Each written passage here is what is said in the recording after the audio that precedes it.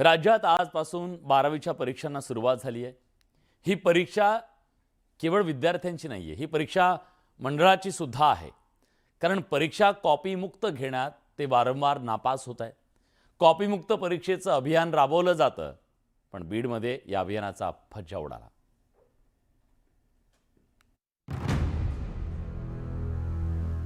बीड जिल्ह्यातील 103 परीक्षा केंद्र अन 45,247 विद्यार्थी।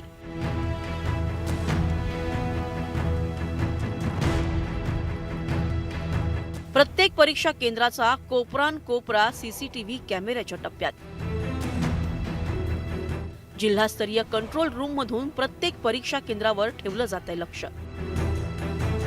परीक्षा केंद्रावर येणाऱ्या प्रत्येक विद्यार्थ्याची कसून केली जाणारी तपासणी।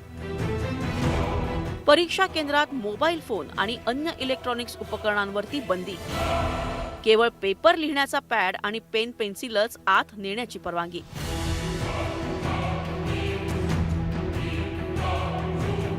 विद्यार्थ्यांच्या बुटाचीही केली जाणारी तपासणी।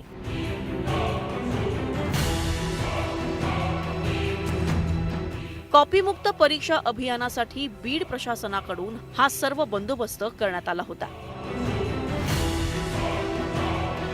जिल्हाधिकारी डोळ्यात तेल घालून प्रत्येक परीक्षा केंद्रावर नजर ठेवून होते। परीक्षकही विद्यार्थ्यांवर लक्ष ठेवून आहेत।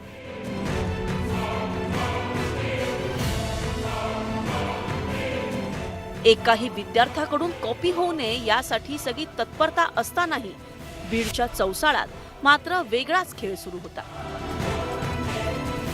चौसाळ्यातील आर्ट्स अँड सायन्स कॉलेजमध्ये 12वीचा पहिला पेपर सुरू होता।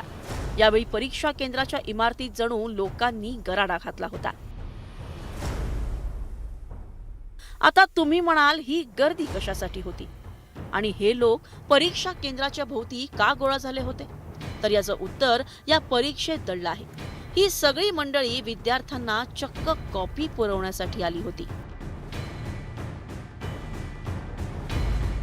धक्कादायक बाब म्हणजे हा संपूर्ण प्रकार शिक्षण विभागाने तैनात केलेल्या ड्रोन कॅमेऱ्यात कैद झाला आहे।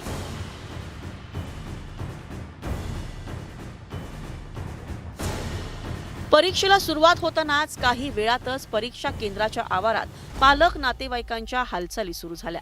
विद्यार्थ्यांना बाहेरून उत्तरं, चिठ्ठ्या आणि मार्गदर्शन देण्यासाठी पालकही मोठ्या संख्येनं महाविद्यालयाच्या भिंतीलगत जमा झाले होते। काही पालकांनी तर थेट खिडक्या भिंतींवर चढून विद्यार्थ्यांपर्यंत पोहोचण्याचा प्रयत्न केला। ड्रोन कॅमेऱ्यातून आपला कारनामा टिपत जात असल्याचं लक्षात आल्यावर या कॉपी पुरवणाऱ्यांनी तिथून काढता पाय घेतला। दरवर्षी परीक्षेत होणारे गैरप्रकार थांबवण्यासाठी प्रशासनाकडून कॉपी मुक्त अभियान राबवण्यात येतं। त्यासाठी भरारी पथक, सीसीटीव्हीची तजवीज केली जाते। पण कॉपी पुरवणारे पालक आणि नातेवाईकांनी त्याला न जुमानता खुलेआमपणे विद्यार्थ्यांना कॉपी पुरवली।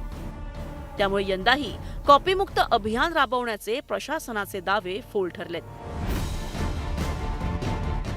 सुरेश जाधवसह ब्युरो रिपोर्ट, न्यूज 18 मराठी।